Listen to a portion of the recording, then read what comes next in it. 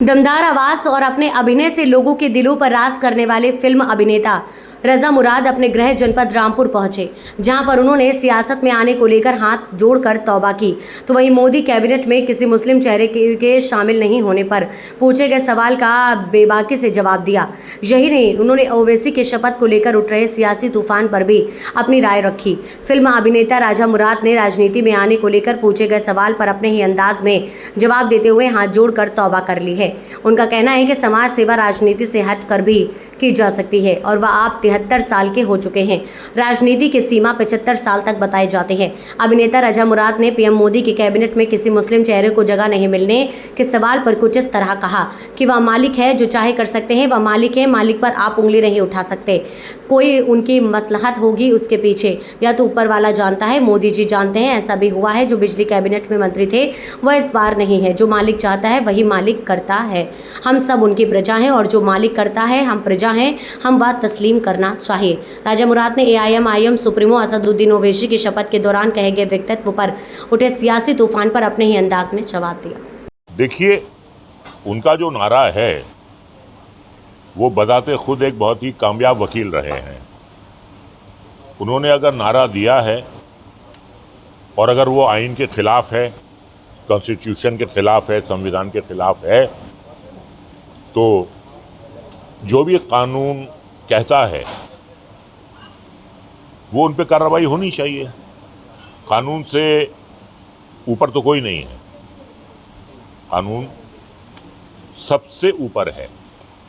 तो अगर उन्होंने कानून की खिलाफ वर्जी की है, मैं कोई कानूनदान नहीं हूं कि उन्होंने जो कहा है वो कानून की खिलाफ वर्जी है या नहीं है, लेकिन जो कानूनदान हैं मुल्क के, जो अदालतें हैं, अगर उन्होंने कानून की खिलाफ वर्जी की है तो उसके तहत उन पे जो भी कानून कार्रवाई करना चाहे। लेकिन एक बात बहुत अच्छी है, हमारे मुल्क में सेशन कोर्ट होता है, हाई कोर्ट होता है, सुप्रीम कोर्ट होता है। कई बार ऐसा होता है कि जो सेशन कोर्ट फैसला देता है और उस फैसले को हाई कोर्ट बरकरार रखता है, लेकिन सुप्रीम कोर्ट उन फैसलों को नहीं मानता है और वो अपना फैसला सुनाता है। तो ठीक है, अदालतें खुली हुई हैं, अगर उन पे कोई एक्शन लिया जाएगा तो उन्हें हक है अदालत का दरवाज़ा खटखटाने का।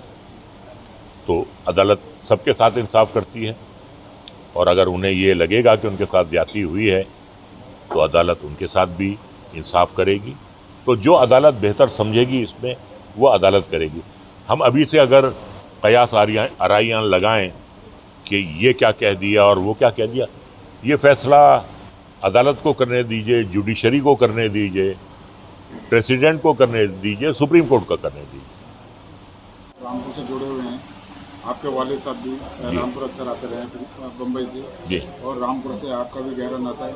कभी मौका मिला तो सियासत में आएंगे? बिल्कुल नहीं,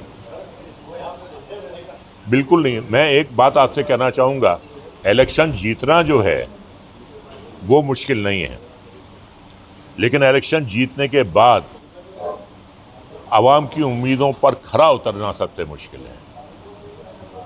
तो अब मेरी उम्र 73 साल की हो गई है और ये कहा जाता है कि 75 साल के बाद इंसान को पॉलिटिक्स से रिटायर होना चाहिए। तो जब अगला इलेक्शन आएगा तो रिटायरमेंट की उम्र भी मैं पार कर चुका हूँगा। तो मैं ये समझता हूँ कि आवाम की खिदमत जो है बिना पॉलिटिक्स में आकर भी की जा सकती है। तो मैं यकीनन काफ़ी सोशल ऑर्गेनाइजेशंस से मैं जुड़ा हुआ हूँ, काफ़ी काम करता हूँ, लेकिन मेरा काम जो दायां हाथ करता है बाएं हाथ को उसकी खबर नहीं होती है। तो पॉलिटिक्स में रहे बिना भी इंसान जो है वो आवाम की खिदमत कर सकता है। आप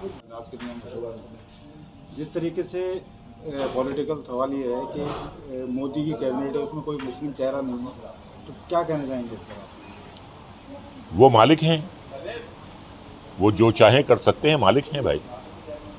मालिक पे आप उंगली नहीं उठा सकते।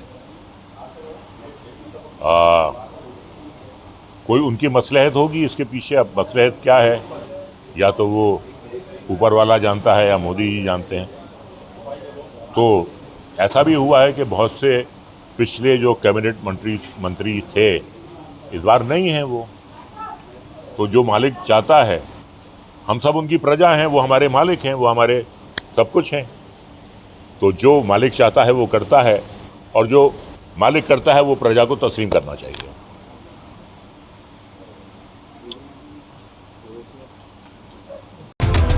डीपी न्यूज, खबर सिर्फ सच की।